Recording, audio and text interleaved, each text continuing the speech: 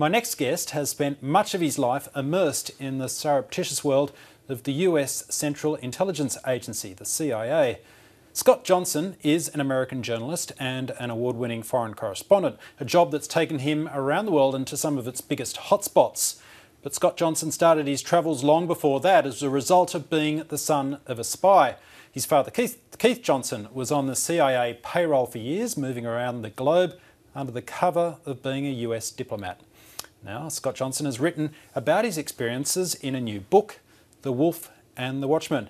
And he joins us now to talk about his book, his experiences and his relationship with his father. Scott Johnson, thanks for coming in to talk to us here on The World. Can you just explain for us first, who is the wolf and who is the watchman in the title of your book?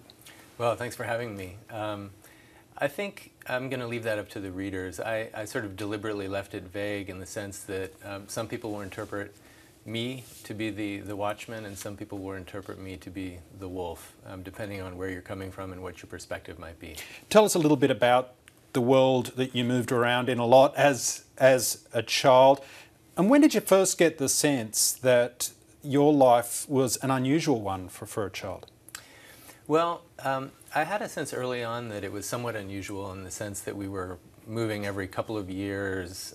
We lived in India, Pakistan, Yugoslavia, then back to America. Later on we went to Spain.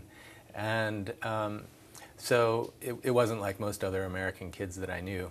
But at the same time, I realized that it was, it was a different life. And you reached a point where your father actually sat down with you and confessed his role as a spy. Yeah, I was about 14. We were living in the United States at the time, actually. And I was